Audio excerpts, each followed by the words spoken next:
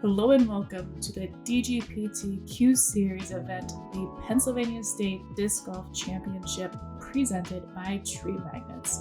We are here in beautiful Lancaster County, Central PA. I'm Emily Dale and I am joined in the booth with Nathan Johnson. Oh, it's so good to be home, Emily. We've done so much commentary and now we get to do some right in our backyard. We're jumping in on the final round here at Lloyd Roland Park in Akron, Pennsylvania. Austen Bates has got himself a one-stroke lead. We have three competitors that we're going to be watching that are close behind in Zach Sisson, Josh Bizzle, and Gillis MacDougall. It should be really exciting. Yeah, they're coming off a big day with 2 rounds over at Muddy Run Disc Golf Park, which is a big course. But this is going to be close and technical. We are starting off on hole 1, which is a par 4, 370 feet.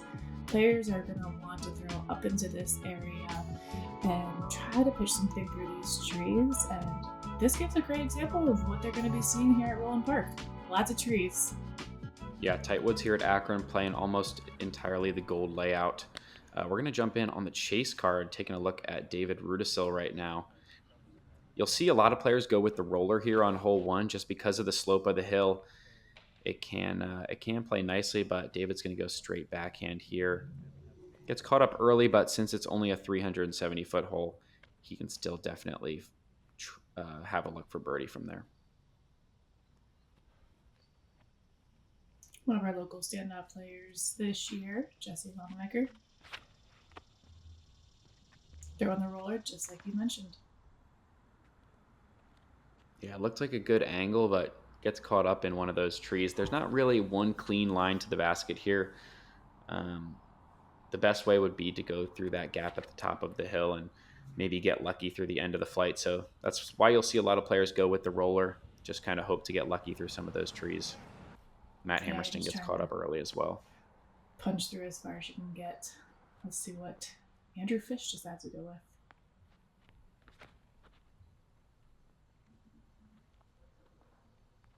Fish likes the roller as well, something a little more understable, and it fights through nicely.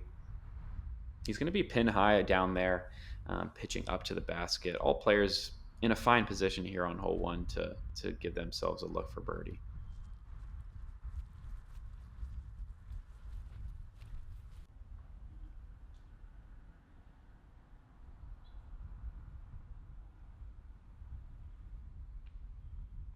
It'll be interesting to see if the lead card can continue to carry the heat here. They did have the break. This tournament was set up to be 2 rounds on day 1 and the final round on the final day of Sunday. Yeah, and we had beautiful weather all weekend, low 80s, sunny. Just a really pleasant time out here. David Rudisil with his upshot does get through most of the way. He's got about 15 feet left for his birdie, and you can see Fish down here, bottom of the hill. Does still have a look and executes it well.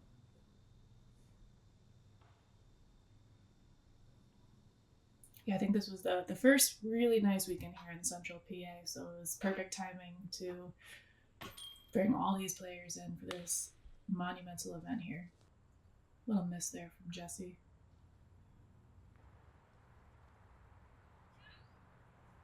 Yeah, Matt Hammerstein now, he's got an uphill look, probably just outside the circle, right on the stripe. Yeah. Great way to get his round going. Yeah, we got some new baskets for this event too, which makes things even better. Yeah, brand new baskets. The tee pads have been replaced over the past couple years at Roland Park, so course is in pristine condition, best it's probably ever looked for this Q Series event. Jesse going to tap in a par for himself, and Fish should have a short tap in for his birdie. It is worth shouting out. Tyler Teedy had an eagle on this hole. We'll see if any of our lead card members are able to grab the 2 on this hole. It definitely, the eagle is there if you can find yourself getting through those trees. So here we have our lead card coverage on hole 1, which if you're local to the course, this is technically hole 12, but we are playing the back 18 on the woods.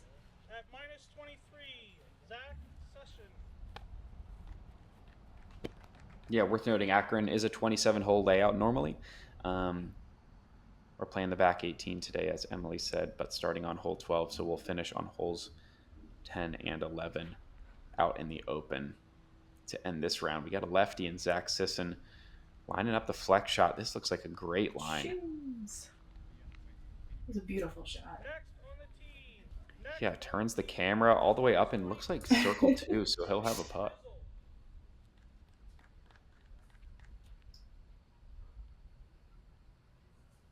Josh Bizzle's a local to the area, so we'll see if that gives him any advantage on a course that he knows probably better than some of the other players on our lead card here. -22, Gillis, MacDougall. Yeah, and Gillis going to round out our lead card. Loving that avocado bucket hat. That is a great bucket hat. Looks like he's just going to line up the straight backhand here. No rollers from the lead card after we saw 3 of the 4 players go with it on our chase card. This looks like a great line from Gillis. Slides up. He's just going to have a long jump putt from there. Should be a very easy 3 for him. I'm always envious of people who can wear bucket hats to play disc golf. I swear it makes every sound so weird to me if I try to wear a bucket hat. I know you're a bucket hat king too. Yeah, as a bucket hat aficionado, I don't find many issues with it, but that's it's I'm a definitely preference not weird thing. at all. Yeah. I'm not weird at all, so we don't. It's definitely you. Yeah, definitely me. All right, we got Zach here. This is a long eagle look for him. We'll see what kind of run he decides to give it. Probably out in the 80-foot range. Oh, look good. Yeah, not a bad effort. Coming up just a bit short.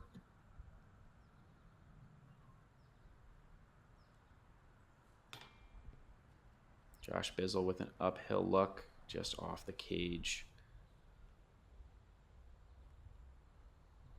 Always interesting to see how the nerves affect some of these players.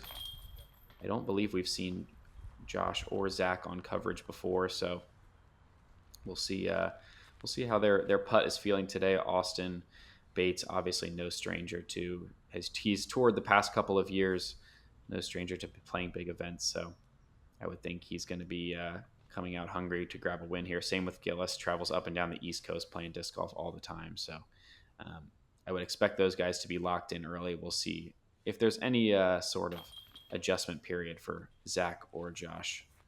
Nice birdie, though, there from Zach to start his round.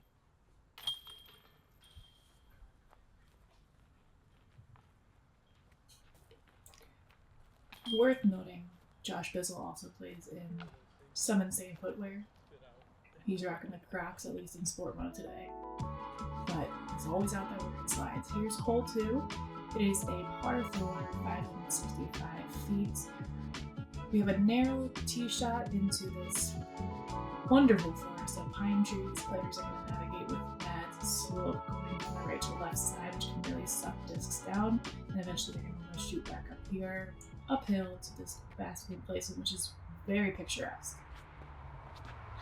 Yeah, I love this hole so much. Normal hole 13. On this tee shot, you really want to get as left as possible to open up the second shot. But obviously, as you can see by how tight that tunnel is off the tee, as long as you can get through clean, you're going to be pretty happy with the result. Yeah, you can get some funky ground play too with the pine straw up there. So, like you said, staying to the left-hand side is preferable for all of these players. It can get pretty nasty down there. Right-hand side, sorry.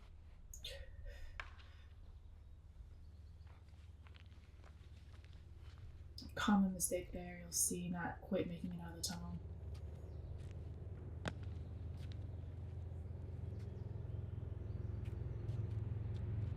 Yeah, I like the really overstable play here that you can kind of hit something flat and let it fade rather than the typical hyzer flip that players like to throw in the woods. Just because you do have to push the disc pretty straight to get it out the gap, and then you want to let that stability kind of bring you back to the left. So Gillis is over here, short left in the rough. He's looking to just pitch himself back to the fairway and give himself a chance to save a par. That looks like a pretty decent scramble shot. Tricky lie for Josh as well.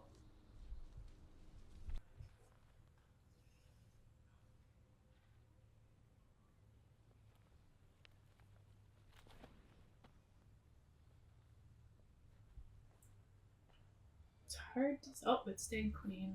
Great shot there from Zach. Gets him up into the circle. Yeah, a lot of times after a good tee shot, you find yourself where these guys are now with a couple of different gaps to choose from, but none of them are really that great. So as long as you can hit one of them, you're going to be in a great spot. And that was a great scramble shot from Gillis. He should have a chance to save the par. See Austen getting creative here. Flick roller. It's going to be tricky to really have a good look for birdie there from that angle. Yeah, it looks like he got through most of everything, which I'm guessing is what he was going for. But unfortunately, Josh is going to get caught up. Kick short left into the rough. This is not an easy scramble shot from down here. He's still got quite a lot to get through.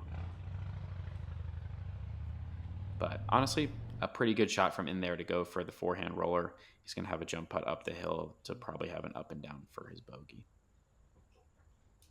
Yeah, this is one of those courses where you really just don't want to be off the fairway at all because things get rough pretty quickly out there. Yeah, like even this green, if you go about 20 feet long in the basket, you're in some thick rough. You're going to have a tough kneeling putt to deal with. So distance control important. Josh giving it a run to try to save the bogey from the bottom of the hill.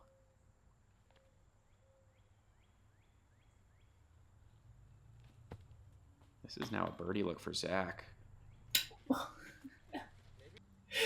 Sticks it on the top. That's something you don't see every day.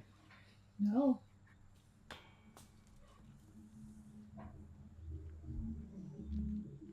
Those always feel like there needs to be like a space in the top of the basket so it can sneak through still. Yeah, it would be nice. A little Plinko situation. Mm-hmm. Let the disc drop in. Austen, you could see his lie there just after their previous upshot went long into the rough and just didn't really have much of a putt from back there. So that's going to drop him a stroke. Back to even par on the round, giving some of his competitors to make up a chance to make up some ground.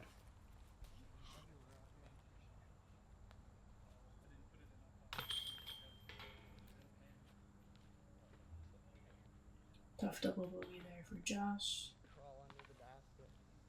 But certainly not out of it yet. As we head into hole 3. Once again, tight gaps, lots of weeds, big pine trees. This hard pan, players are going to want to try to push some things straight with a little bit of finish here to get into this area here to see, get up into the long basket position to have a look at birdie. It's par 4 here. It's only 300 feet, but definitely plays longer than that. Yeah, quite a ways uphill, and you can't really get to the green off the tee shot just because of how tight this is. And most players are very happy just kind of putting anything up in this range where the pine straw is. That'll give you 2 different gaps to choose from on your upshot. This backhand. Just hyzer flip play is a common one. Looks well thrown from Gillis, sliding up into the fairway. Yeah, from that angle, he'll definitely be able to take that right-hand side gap, like you mentioned. It kind of splits the fairway at the end of the main section here. Bit overturned from Austen there. It looked like he got caught up a little earlier than he would have liked, but still should be in position. As long as you hit this main initial gap, most players should have some sort of look to get up and down. Josh is going to have a little bit of a longer one. Not a terrible reaction, though. I mean, if you're going to hit a tree that high, you would definitely want to just drop straight down. Because, like we mentioned earlier, kicking off into oblivion is never a good thing out here. Unfortunately, another tree hit there for him. As he mixes with the fairway, but he'll still have a chance to save par. Yeah, you can see the right gap that Zach is looking at here. Pretty open, just has a bit of a low ceiling to navigate, and that is a well-thrown upshot from him. Skips right past the basket.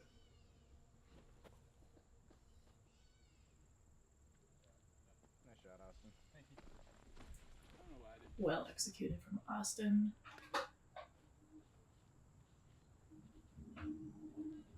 Yeah, I know. It is a look at Gillis' second shot after that great drive.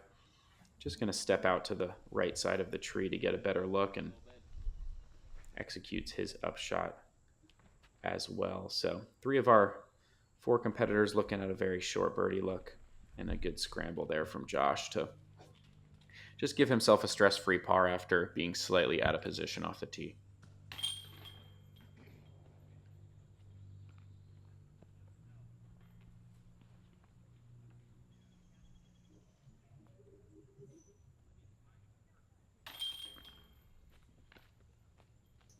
Good birdies here from our lead card.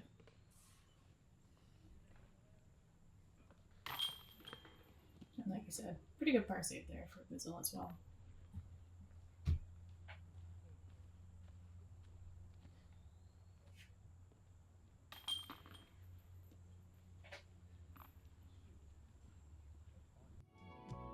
You're definitely going to want to pick up that birdie here, because heading into hole 4 is a doozy. Here is a check-in on our leaderboard.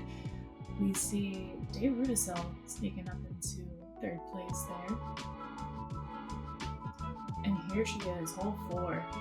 It's a par 4, 566 feet. It is a tight tunnel off the tee, ideally landing if you're happy somewhere in this zone, and then you have a clean shot. The drone makes it look a lot straighter than it actually feels like.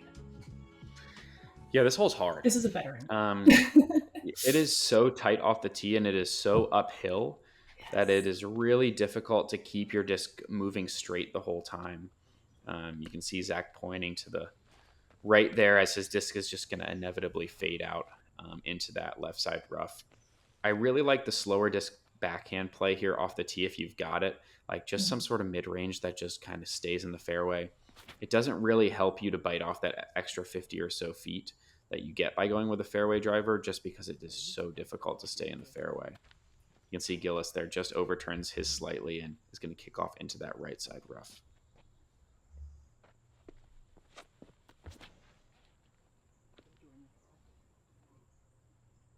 Looks like Austen went to a little bit of a higher speed disc. Gets caught up, but honestly being on the right side I think is preferable to the left, just because it's a little bit more open. Yeah, I would agree there. But like you said, if you're in the rough in general, it is just going to be a very difficult thing to recover from. This was looking like a great shot from Josh. Catches the good side of that tree to stay right in the middle. He's going to have a rare opportunity to have a clean second shot and chance for maybe a birdie luck. But it's still such a demanding second shot, even from being in position after your tee shot.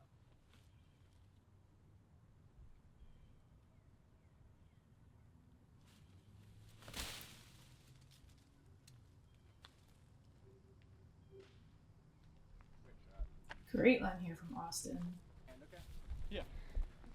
Oh my gosh, is he putting? Yeah, he's deep. He's past the basket. That's insane. From standstill from the right side rough to just get through everything clean is unbelievable from that position. That was a big shot right there. And this is looking great from Josh. Like he said, he was really set up well there. And he goes long as well, just outside the circle. He'll have somewhat of an obstructive putt there, but... Worth noting, this is a somewhat new basket position. I don't know, Emily, if you know when they put it in, but it's about 50 to 60 feet shorter and pushed a little bit left from where it used to be. So it makes it, from when you're playing from the gold tee, a little bit more gettable than it used to be. Gettable is a strong word, but we'll go with it. More gettable, I guess. Yes, more gettable than impossible. This is the second hardest hole on the course, so definitely not a gimme. Or sorry, not second hardest. 1, 2, 3, fifth hardest hole. And Josh is just outside the circle and having to go with, almost rings it up. A tricky little putt. Yeah, a little forehand putt. Would have been a fun one to get. Another birdie look here now from Austen. Looks like he's right around circle's edge. Where the old position might have been.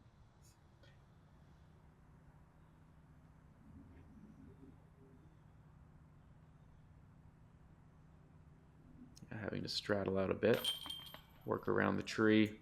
Makes good. That's a great putt right there.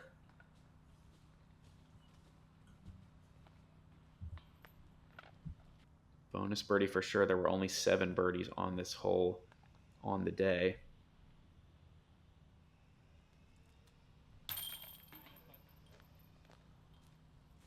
And we just saw 2 of them. Kind of a lot. Yeah. Just such a demanding tee shot, and even if you're in position, the second shot is just as difficult.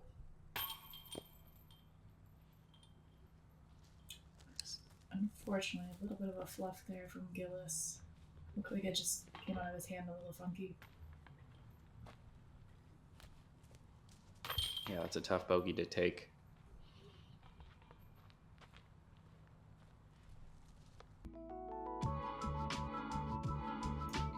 Heading into hole 5, we have a par 4, 640 feet. This one is going to be a tough shot off the tee. It's a very narrow fairway. Again, once you kind of hit, it can take you into limit. We do have some OB up here around the basket to keep it from going into the hole 6's fairway. Something straight that pushes as far as you can go. I mean, the easiest shot in disc golf, right, is pretty much what you want here off the tee. Yeah, just the second shot is a little too demanding, in my opinion. There's just a lot of trees that you got to work with here. And but if you put yourself there, that's an incredible drive from Zach. Puts himself on the backside of the fairway, essentially almost finding that out of bounds. But that's essentially where you need to land yourself in order to give yourself a chance to get up and down from back there. Just super demanding, super difficult hole. This one's fading out from Austen. Looks like it stays in bounds, but any farther and he's going to be OB as well. Yeah, it'll be in bounds, but it'll definitely be a tricky shot to navigate from there to get up to the basket if he's looking for a birdie. It looks like Josh gets caught up still within the fairway. He should have a big forehand though from where he is because he's pretty much dead center still. Yeah, it's not a bad place to be. It's just when you're that far back on the fairway, you just can't really see what you're supposed to do from there. Just because there isn't really a line. Gillis is going to get caught up early, and this is where you don't want to be on this hole on the right side rough, still 500 feet away from the basket. It's going to be a very difficult par save for him. We'll see where that shot ended up.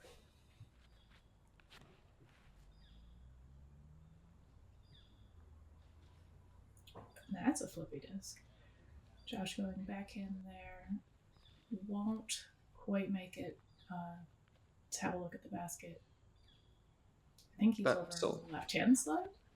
Yeah, it should be on the left side. Should have something from there. Gillis just comes out a bit early, catches the stump.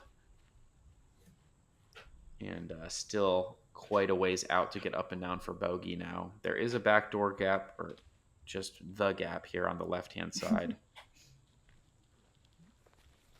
Looks like he hits it, but still comes up a bit short.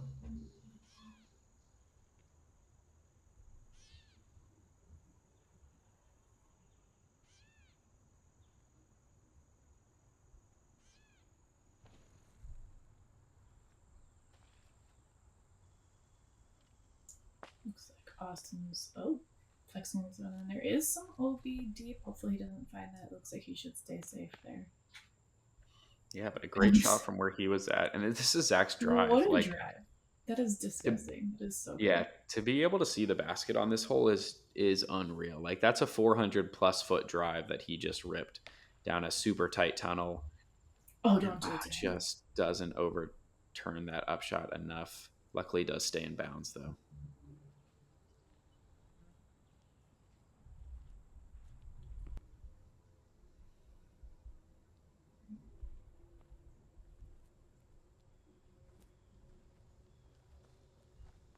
You'll have to settle for par. I'm sure he's kicking himself on that, but definitely good to stay safe. Still a killer drive, too. Gillis is going through this bush in the middle. Doesn't quite make it all the way. We'll be looking at a tough score on this hole. Yeah, birdie look for Austen, trying to make it 3 in a row on 3 very difficult holes, and he gets it. Yeah, he's keeping his foot to the gas here, not showing any signs of letting anybody sneak into the lead. Yeah, just the one small hiccup on hole 2, but other than that, pedal to the metal. Bit low on the putt from Bizzle. He's going to drop another stroke.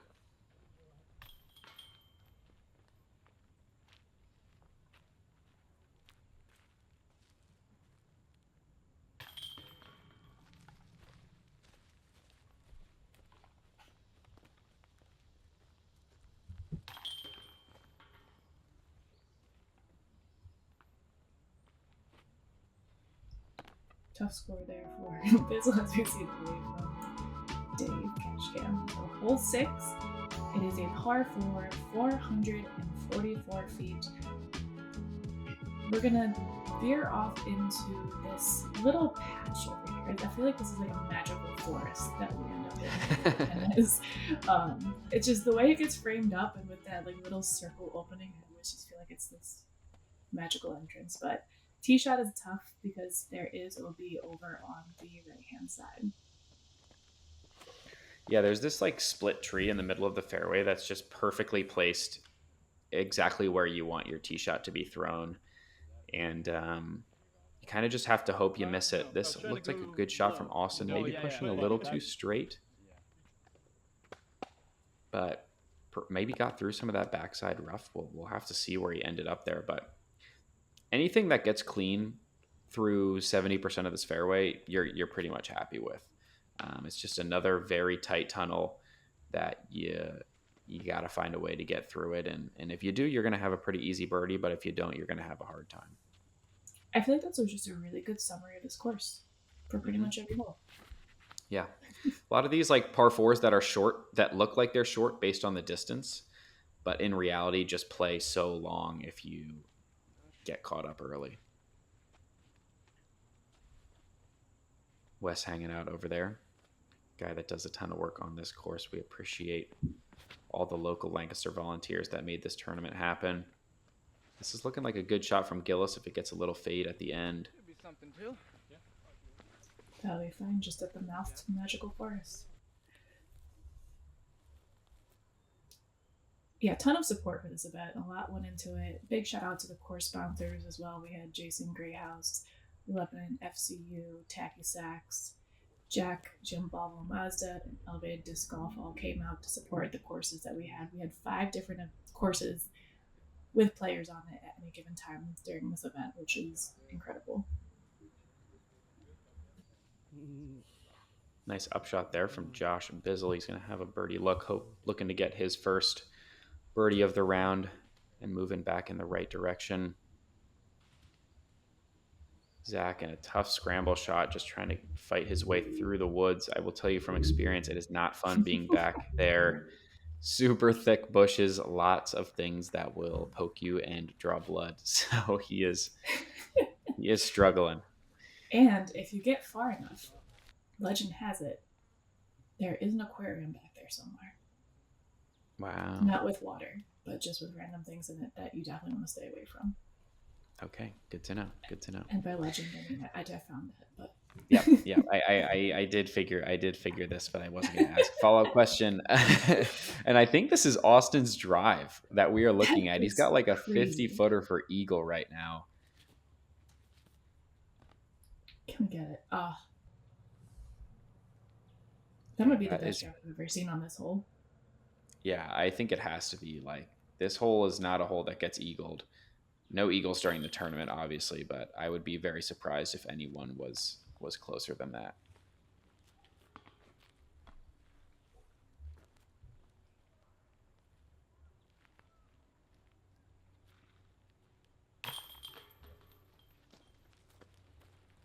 Good birdie there from Bizzle. I think that's going to feel good. He had a little bit of a shaky start, like you said, probably some nerves with this big event being on camera. But starting to get back to the groove. Good birdie from Gillis as well.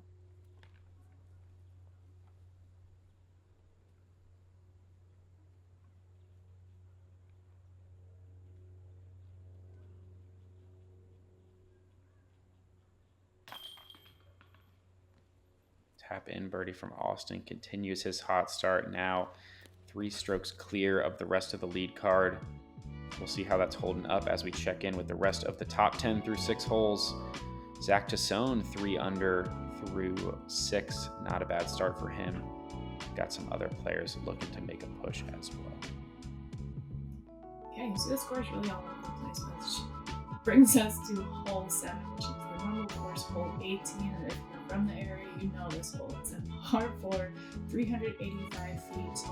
You are staring at a wall of trees off the tee. It can be intimidating, but if you find your way through, you can find your way up to the basket here.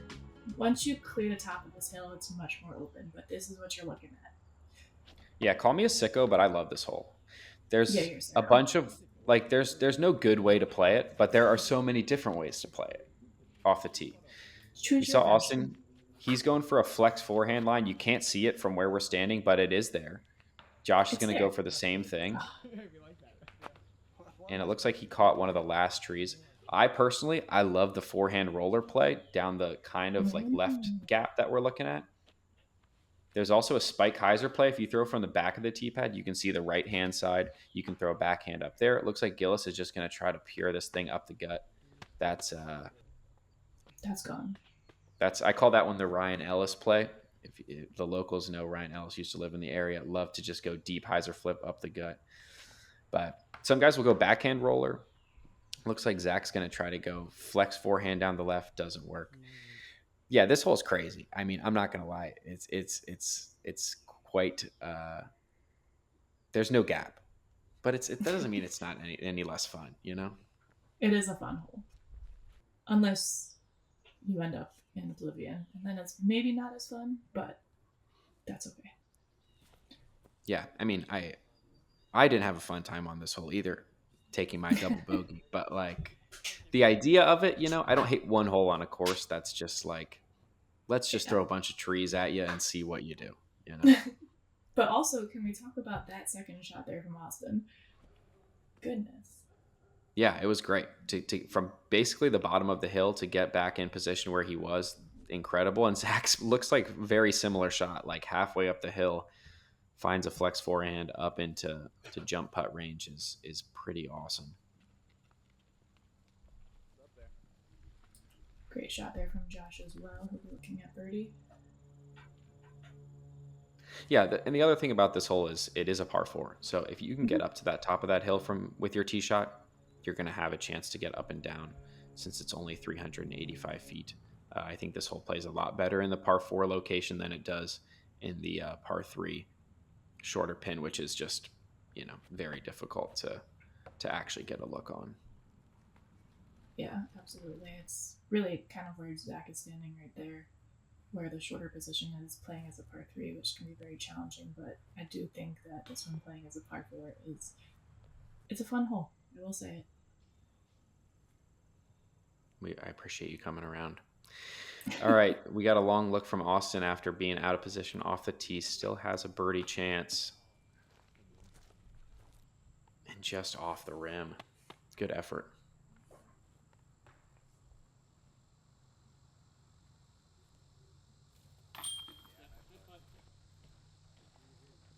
Nice par there from Zach.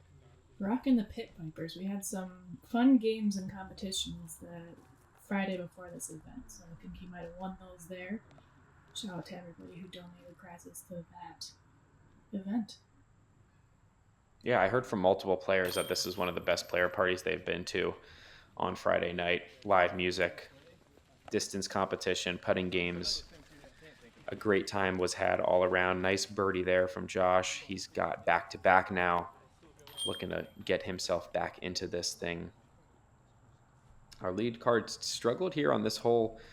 Nobody really able to play it cleanly other than Josh Bizzle. So maybe an opportunity for some of our chasers to sneak back into it. Hole 8 is going to be a par 4, 375 feet. One of the nice little nuances to this hole is that it really has a left to right slope. And then look where the basket is. It's that there's no words needed. It is a terrifying pin position, especially if you're slightly above it. You're basically putting to the end of the world. Here's Hammer. Nice clean tee shot there. Yeah, Matt Hammerson got a decent round going. He's 2 under and clean through 7 holes.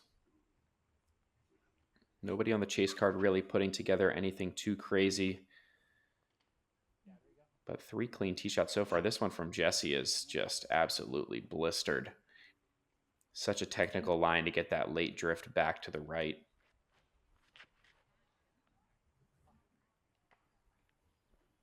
Fortunately, finds that tree that claims many victims.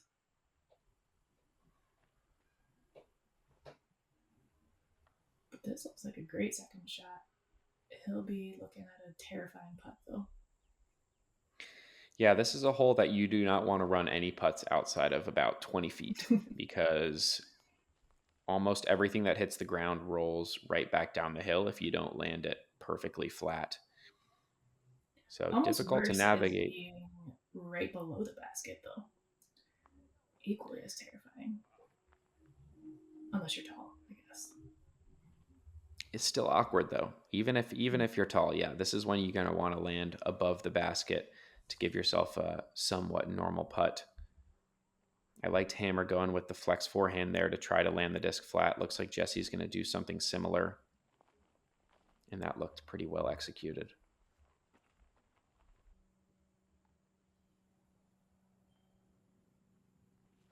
So yeah, here it is. Here's that scary putt you're talking about, Emily. Looks like he's going to go for it. Yeah, no fear in David.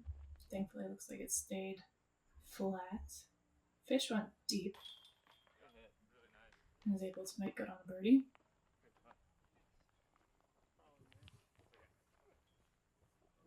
Yeah, nice putt from him. Skull came in middle of the pack as in terms of difficulty at that 3.97 average that you see there. Getting stuck to the bushes. It is Central PA in summer, so we have all sorts of things in our woods. And here, this putt is insane. Makes good. Yeah, pretty awkward. Not one you practice every day, right? When an 8-footer that's about 8 feet above your head. Just put your basket on the roof of your house. No biggie. Yeah, Hammer going with the little basketball putt, turbo putt, whatever you want to call it. And drops the free prodigy out in there. You gotta do it. This looks great from Josh as well. Kind of similar to that shot we saw from Jesse with that late flip turning. Yeah, just kind of flipping up and turning the whole way is a really technical shot, but the best one for the hole. This is also another option with the flex forehand. It's tough to keep it straight this long as the disc likes to fade down the hill at the end, but that was really well thrown from Austen, and it'll open up the angle for his upshot really well.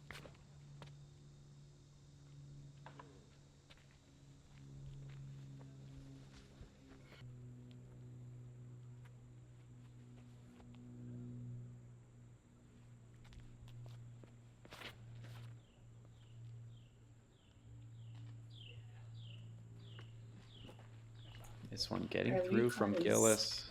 Making this shot look pretty easy. Yeah, 4 really good drives from these guys on a hole that can cause quite a bit of trouble for folks. Although on Zach's second, it looks like he's going to kick left into that rough. Going to be a difficult up and down from there.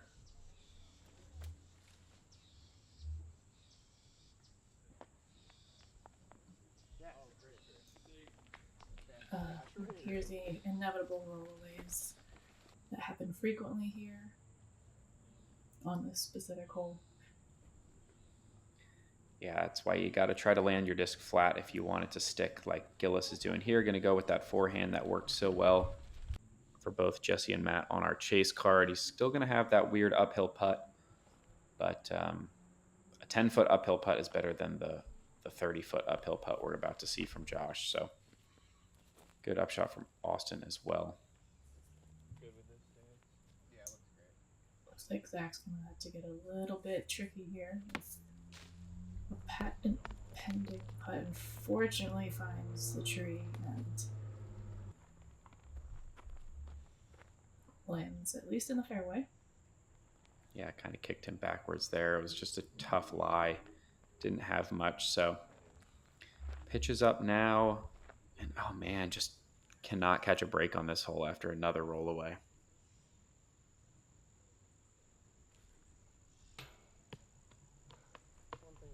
Oh, don't do it.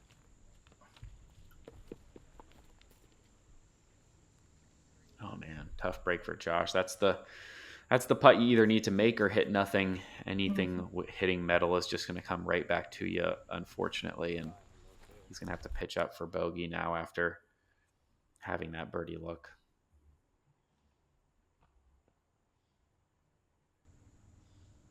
Yeah, you see Zach kind of listening, taking that medicine, just getting flat. Yeah, that's fine. Thank you. Can't too often about it. The 12-footer. Yeah. Good birdie there from Gillis.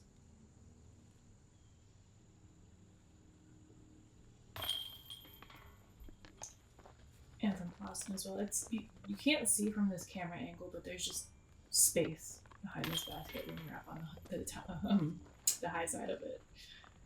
Yeah, definition of a death putt. Just nothing but air behind. Some big numbers from some of our card members on this one, unfortunately. But this will be a good opportunity for them to bounce back and end out the front nine. Yeah, absolutely.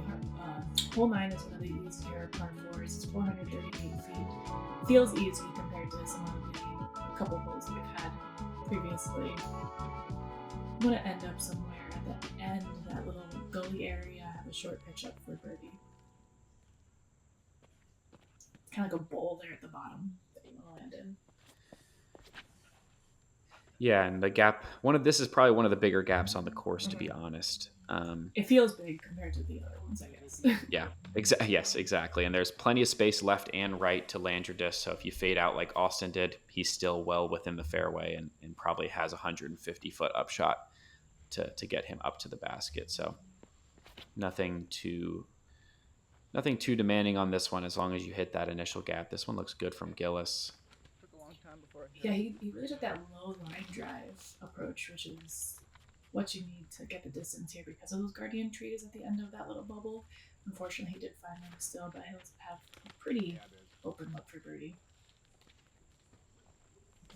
Yep, this one comes out a little high for Josh, so probably just going to catch some of those branches and drop him down. Still in a fine spot from there.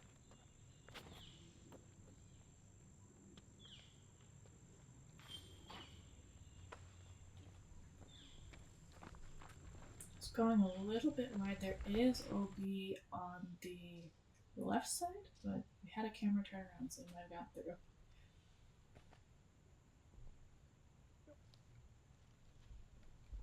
Yep, just a nice easy pitch up for Austen. Not too much in the way for these players on these upshots as long as they can navigate the trees that are right in front of them. Shouldn't be too much of a problem. Good upshot from Gillis as well.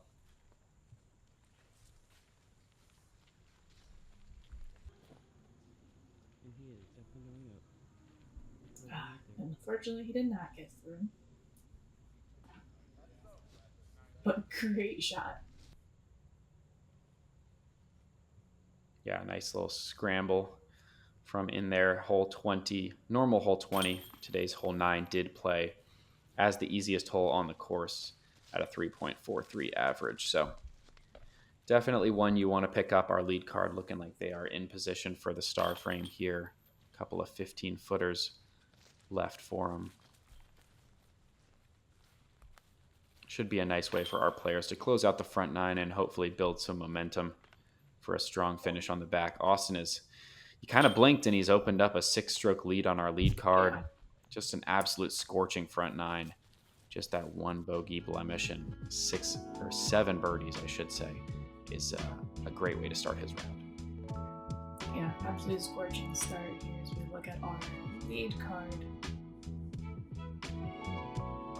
as well as our overall leaderboard, with Elijah Brandt making a fight back up into the top 3 there with a hot round for himself going.